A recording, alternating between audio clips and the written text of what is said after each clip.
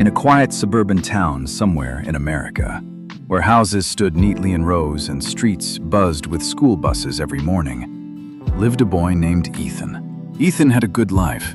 His parents cared deeply about him. He had his own room, a decent school, and everything he needed to grow. But every night he went to bed feeling like a failure, not because he had nothing, but because someone else always had more. Ethan was a regular high school student, not the top of his class, but not struggling either. Still, that middle ground felt unbearable to him. Every day at school, the comparisons began. His friend Jake was the star athlete, admired by everyone. Emily always got perfect grades and praise from teachers. Another classmate had thousands of followers online, living what looked like a perfect life. Ethan would scroll through social media late at night, watching everyone else win. Why am I not like them? Why does everyone else seem ahead of me? Slowly, he stopped seeing his own life clearly. All he saw were gaps, places where he believed he was falling behind. At dinner, his parents would ask about his day, encouraging him, reminding him he was doing well, but their words felt distant, because Ethan had started measuring his worth through other people's achievements. As time passed, the comparisons grew heavier. He began to feel jealous of his friends, his classmates, even people he barely knew. He stopped enjoying conversations, stopped celebrating others' success. Instead, every achievement he saw felt like a reminder of his own lack. He pushed himself harder in school, not out of curiosity, but out of pressure. Every assignment felt like a competition. Every test felt like proof of whether he was good enough. But no matter what he did, it never felt like enough. Even his wins felt small, because someone else's looked bigger. The things he once enjoyed, playing basketball, hanging out with friends, even simple laughter, began to fade.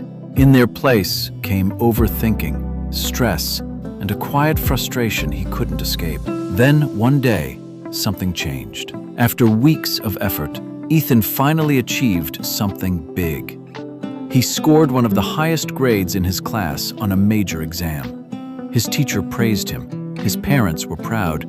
Even his classmates congratulated him. That night, he lay in bed staring at the ceiling, waiting to feel happy. But nothing came.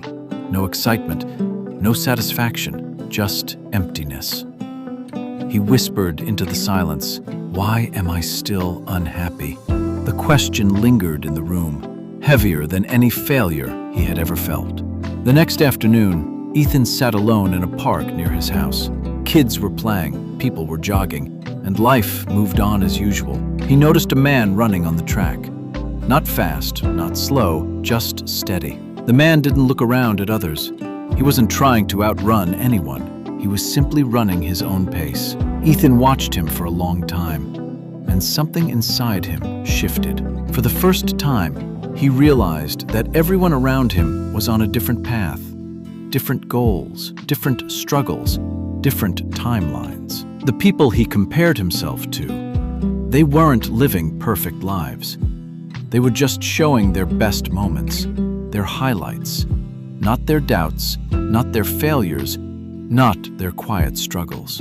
Ethan lowered his head, a painful truth settling in. I was running someone else's race and losing my own. That realization didn't fix everything overnight, but it changed the way he saw things. Slowly, he began to step away from constant comparison. When his mind drifted, he brought it back. When jealousy appeared, he questioned it. He started focusing on small improvements, his own progress, his own goals. He began to appreciate what he had instead of chasing what others showed. And little by little, something he hadn't felt in a long time returned: peace.